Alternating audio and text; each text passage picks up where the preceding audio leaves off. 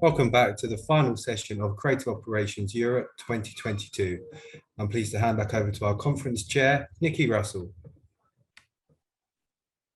Thanks, James. Welcome back, everyone, to our final discussion. Crikey, the time has really flown by, but don't worry, because we've saved the best till last. What we've got coming up for you is a process. Too Creative explains how to avoid operational pitfalls so that you can unlock transformational creative output. And this is going to be a good one. So please, as always, send us your questions in the Q&A tab at any point throughout the session. As they come, just chuck them in and I will collate them, and we'll have a good discussion with the guys at the end of this session. Right, so let me introduce you to our speakers. Named as Faces to Watch by Campaign Magazine, Abby and Matt are senior creatives at VMLY&R London, and they have worked for some of the world's most celebrated creative companies, such as Joker 5 and BBC, making some campaigns for just a few brands that you might have heard of, like Nike and Wendy's and Snapchat. So, guys, the floor is yours. Amazing. Cheers. Thank you. Thanks. And congratulations for being the only person to correctly pronounce VMLY&R. Yeah, it's a lot of letters. It's a lot of letters. It took practice. It did take practice. I'm not gonna lie. It does. Not even I can pronounce it. No, especially after a couple of glasses. There's no chance. Let's share our screen. Let's jump in. Is it gonna load? Is it gonna share? Fantastic. Can we see our screen? Assume so. Perfect. That's a thumbs up. Wicked. So again, we have our tongue twisting title to basically make anything we say credible, because this is going to be essentially the patients running the asylum for the next 20 minutes. Because we are not ECDs, we are not CCOs, and we are, as we explain this in this deck, we're not making our money from buzzwords. We're in the trenches, and we're going to show you some hacks basically into how operationally that process can be. Yeah. Hacks is a cool word. Optimized. Hacks is a cool word. Hacks is a great word. So, but creatives aren't renowned for their love of process. We're told that we're crybabies. Yeah, we hate it. That image is actually me after a creative review last week. So, or me after our next one. But on the contrary, it's actually our best friend. It is. It's that best friend that you realize you need on every project, and when you don't have him, you really realize it. And I think some of those brands that were mentioned at the beginning of this talk, whereas Nike, Snapchat, and Wendy's, all of those campaigns are possible because we had amazing process. But a big problem is that great process is invisible, and when it exists and when everyone's doing their job right, no one says thank you. No one acknowledges it. But when it's bad, it reeks like cat piss. That is, and it's all everyone talks about, and the fingers get pointed, and people get blamed. It's a thankless job, really, isn't it? It's a thankless job, almost as thankless as creative. But, don't start that argument. But we don't want that. No, we don't. But unfortunately, we don't have a perfect solution. Perfect process doesn't exist. It doesn't, because perfect people don't exist. So there's always going to be problems. 2 examples right here. And we don't have a silver bullet. I mean, we'd love to say we do. We would love that, but we don't. But we are currently in the trenches day to day. And when you're stabbing someone in the neck with a bayonet, you have a greater insight on how to eliminate your enemy. You do.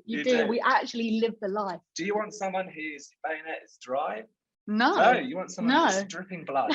And that's what our bayonet is. We're sorry in advance. Sorry in advance. And we're not up in the clouds being paid in buzzwords. So a lot of the people that you might hear at say a big festival talk like this, they speak in these lofty promises and empty statements. Motivational quotes. Be really honest with each other. Like, what the fuck does that mean? Like, we're going to get into the weeds. Into the practicalities. It's a time for the main course. The yummy bit. The bit you're actually here to probably listen to. It is. I'm hungry. I'd like to say I cooked it. So here are the hacks.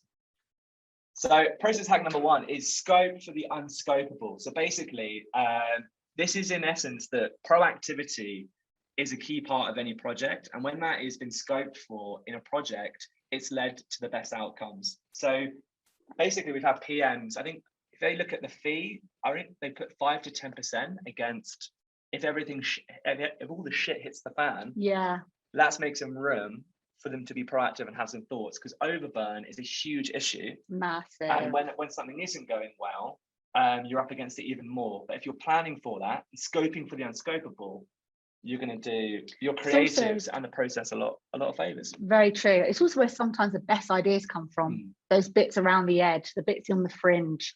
So that's definitely number one. Number two is Ocean's 11 over 13, teams as small as possible. We've worked on some projects before where we've had massive teams and you're in meeting rooms or Zoom calls and you actually don't quite understand what everybody else is doing. And it just becomes really complicated. You know, it's nice knowing who owns what part of a project, who you can talk to, where the problem's going to get solved. So we're massive advocates for smaller teams possible. And if you're responsible for the casting or even the scoping on a project, then I think you have to be ruthless and brutal with who is actually relevant and necessary. Obviously, you know, from an account management and client services perspective, you sort of have to replicate the makeup that the client's business has. If they have 4 clients, we need 4 account managers. Yeah. Ask yourself really and truly whether those people that are going to sit quietly in a meeting are actually going to add any value. And I think, again, back to the projects that were referenced, whether it's Wendy, Snapchat or Nike, they had very, very small teams. I think even the Snapchat piece of work we did, the AR lens experience, they had a team of 5.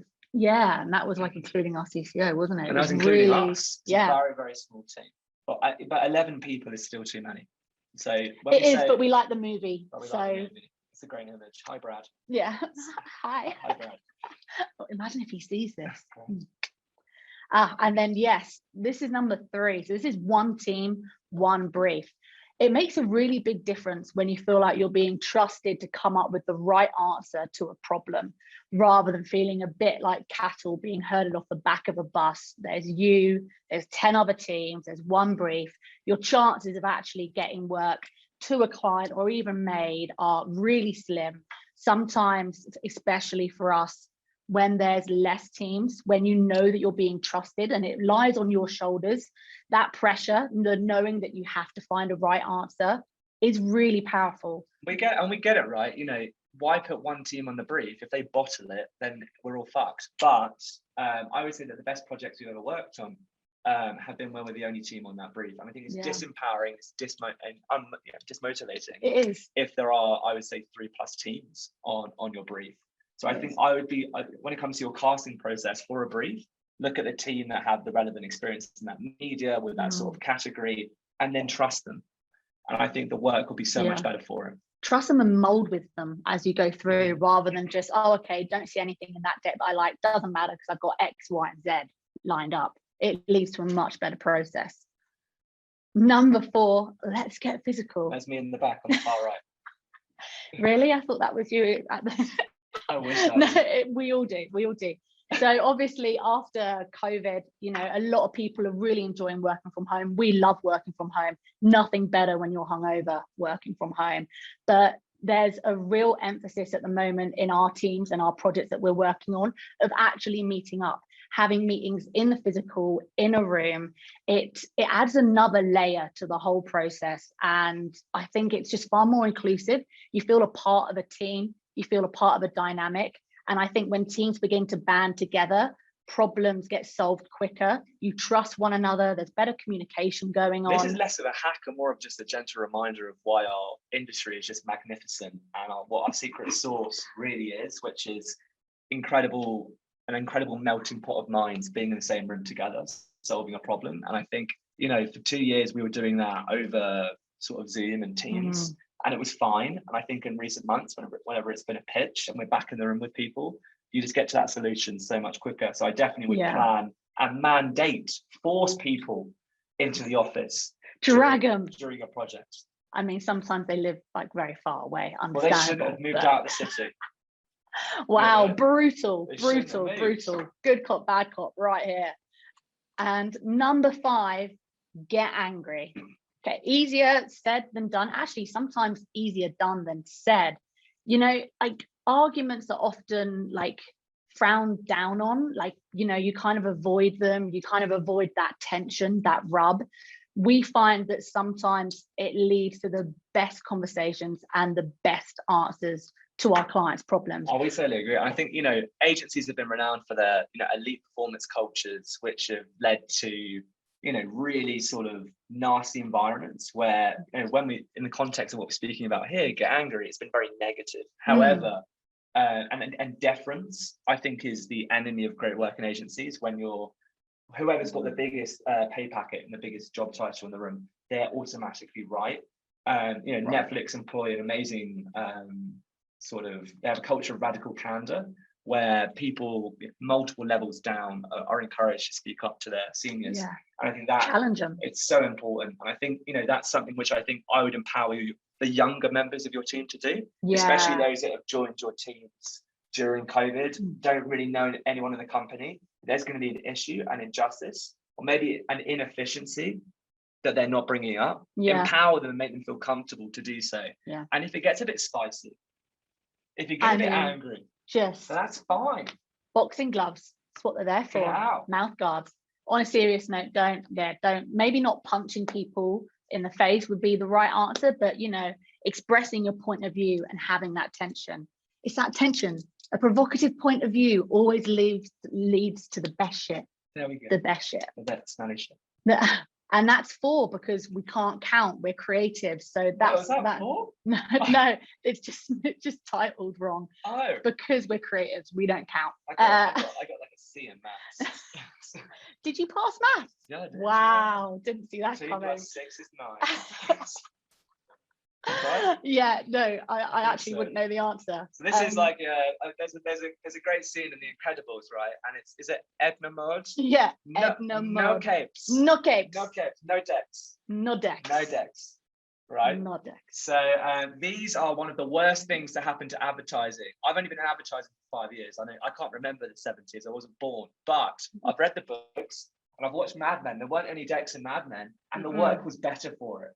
Now, I'm not saying that you have to take a deck to a client eventually, but in the beginning of the process, save your creatives and your CDs and just everyone a shit ton of time and just say fuck you to decks. Just like, whether it's a napkin, a Word document, just a very simple way to articulate the idea that is not a 40-page presentation that then eats up an entire week to make. It does. Just get the ideas to your CDs as quick as possible. This is why people in Silicon Valley are eating our lunch, because they build MVPs for their products, they put out into the market, and they test and iterate immediately. We steal and stuff for months. You mean without decks? No decks. No capes. No decks. No decks. No decks. I mean, I have a love-hate relationship with decks because I also think they're kind of pretty, but okay, we understand. Okay, process hack number 7, keep briefs brief. Cut the crap, cut the bullshit around it, cut the frilly bits around the edge. I mean, like, I personally suffer with quite severe learning disabilities, so I'm dyslexic, dyspraxic, and I've got ADD. Why have one when you can have all of them? But it just means that when someone's trying to keep your concentration for an hour and a half to distill a problem that the client's already given you like thousands of emails about, is just not helpful. If you can make it as short as possible, fantastic. If you've got thought starters, reading lists, stuff for us to like indulge on and eat after the meeting, fantastic. But we don't need to go through it all in the briefing. If it can be done in a sentence, it should be said in a sentence. And the brief is like, it's the first version of the ad. And it defines the culture of your entire project. And if it is a really deeply uninspirational presentation that lasts an hour and you're just having a planner read word for word what they've written in this awful, uninspiring document, then that's a waste of time. It is. And I think the best brief we've ever had was, we were doing a pitch for a very famous beer company, and instead of a brief, they brought in a category expert, a very famous beer writer, to immerse us in the category for one day. Yeah. There was a lot of beer drunk. That was the immersion. But equally, he also walked us through a history of beer in the United Kingdom. Yeah. I didn't know in the 90s that the Brits turned into determined drunks. We went from a culture of, I'll just have one, to I'm going to get pissed. Right. And I still do. And having that context, that broader context, was so inspirational. And that wouldn't have come from a brief. No, it came from conversation. I mean, having a full day immersion session completely contradicts what's on this slide, which is keeping it brief. Very true. But I think we're just saying, if there's beer, maybe the whole day. Vodka, maybe 2 days. But without that, make the briefs inspirational. Yeah. And keep them brief. Yeah, definitely. I mean, if you've got a half an hour slot in someone's diary, brief them for 15 minutes, have a conversation about it for the next 15, answer all the questions. That would be a top tip. And number 8. You're tacky and I hate you. You're so tacky. Do not shout at creatives. I think this is one of the biggest flips in our careers that's happened in the last few years, where, you know, when we started, it was all about, you know, if there's a business problem, if there's a operational problem, the creatives would never know about it because their precious, fragile little brains would implode and melt and the work would suffer. It's complete horseshit. Creatives have got away with it for years, and they should know everything. Yeah. Because the work will be better for it when we've known that the client doesn't like this, client doesn't like that, and you know, and they're leading this way. It's been so helpful for the process. So true. It's like, oh, we've got this great idea. We're really trying to make it. Why aren't you selling it? Like, what's going on? Oh, actually, they've got money problems over there, or this has happened in the business, or their boss has said this. You know, get us as involved as you are. And it also means that you care. I know creatives go like from project to project to client a lot more than like account handlers do. But when you feel as though you're really ingrained in who you're working for, you understand the problems, you've got some background context, you feel really involved, you're rooting for the idea, and you just become way more passionate about it. I think this is the biggest reason why creatives are dicks. And I think because, like, in the end, this huge wall has been created between creatives and lots of other departments. And creatives are like, I'm the most important thing in the room. Whatever I'm doing matters the most. It's because that's all they're left to do. And I think if they were more invested and aware of what's happening in everyone else's specialism, they'd have more empathy, they'd care more, and they wouldn't be dicks. Way more. But just if anybody that we work with watches this, we are the most important people in the room. Like, just ignore that. Ignore that. The client is. That's okay. Cool. You've taken my joke and taken it really seriously. Now I sound like a dick. Damn. Oh, God. Okay. Exhausting. You've had like a whole day of this, and we've like ratted in your ear. So everybody is loving your energy, and I was literally doubled over laughing. Thank you, that was so good. I feel like we've got so many questions to ask you. Just what's quite interesting for me, you know, you were saying about give us as much information as possible, and you know, something that we always repeat is that creatives love the freedom of a tight brief. But what are the kind of fundamentals from an operational point of view that you want to be seeing at the beginning that is going to help you with your process? What are the fundamentals that people can take away? Wow, I think it's so interesting that so much of the time it comes back to just doing the basics well. Like I can't believe I'm about to say what I'm about to say, but like genuinely knowing the timings would be really helpful. Knowing the budget would be helpful. I think generally it's generally like the hygiene stuff that actually I think would make it so much easier. Much easier. We've had some PMs that literally, like, you've just had your briefing, you then get like 12 diary invites that actually span the next month of your life. But it means it's great. You know when all the deadlines are, and then also everybody has to stick to them. There's no oh, actually the CD's not free then, or that's not happening then. You know your timelines.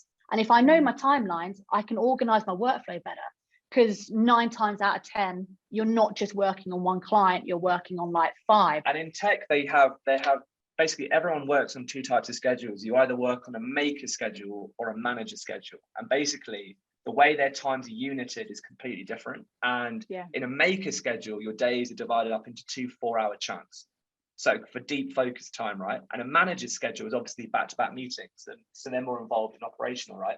So I think look at a creative's diary, look at the work you want to make. And if your makers are operating on a manager's type of schedule, your work's going to be fucked. That's something which I think in the age of COVID, where we can just go from meeting to meeting to meeting to meeting, has become highly prevalent. So I think PMs and CDs need to be ruthless and fight for our time, because that deep focus time, which I had in an agency, because I could just bugger off to a room and not be found and seen, is completely gone. So though having that deep focus time is something, and having that carved out would be amazing.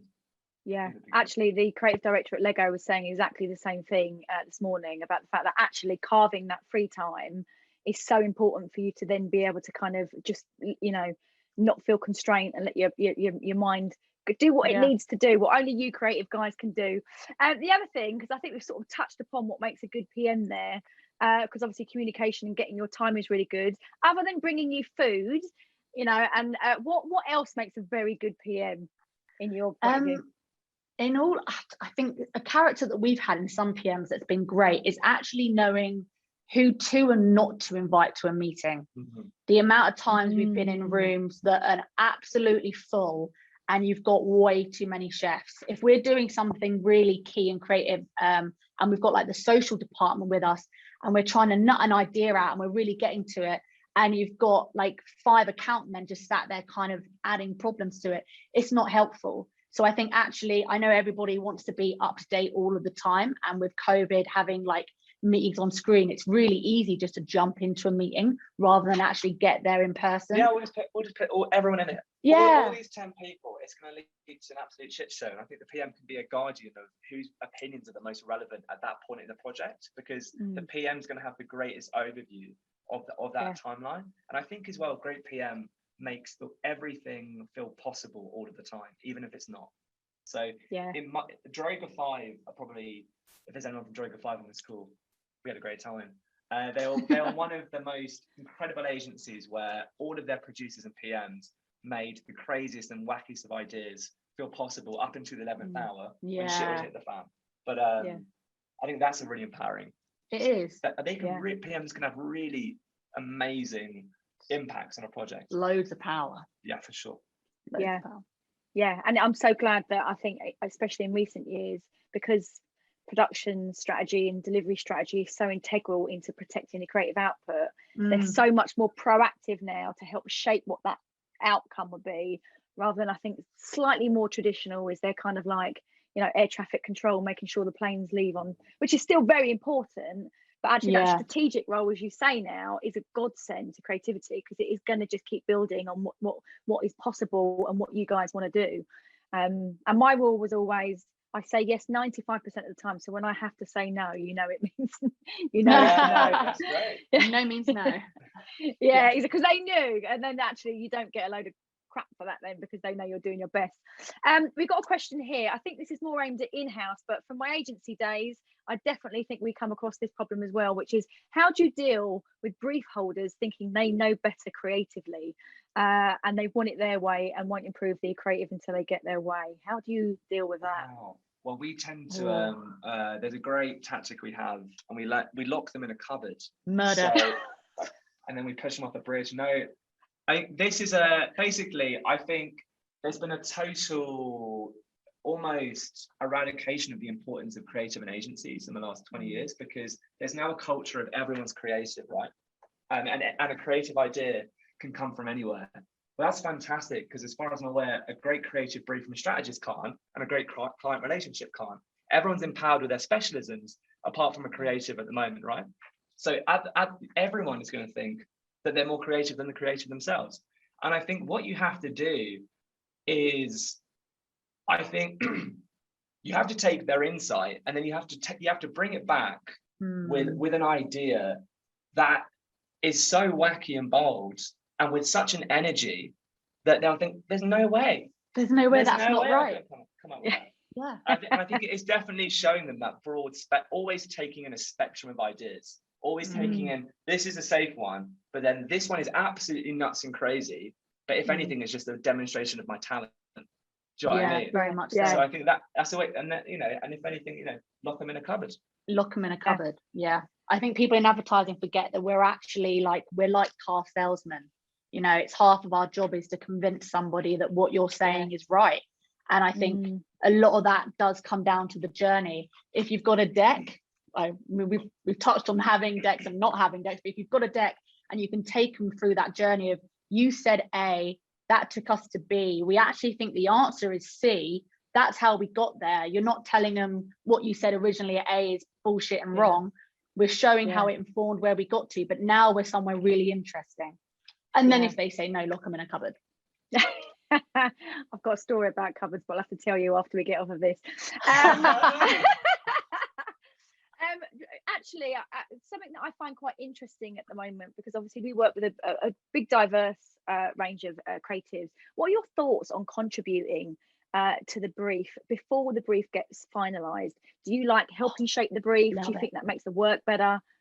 Absolutely. Yeah, oh my God, like 100%. I think this is one, Rory Sutherland speaks about this a lot, where it's like, how did we allow this to happen, where creative solutions are almost like bolted on right at the end now.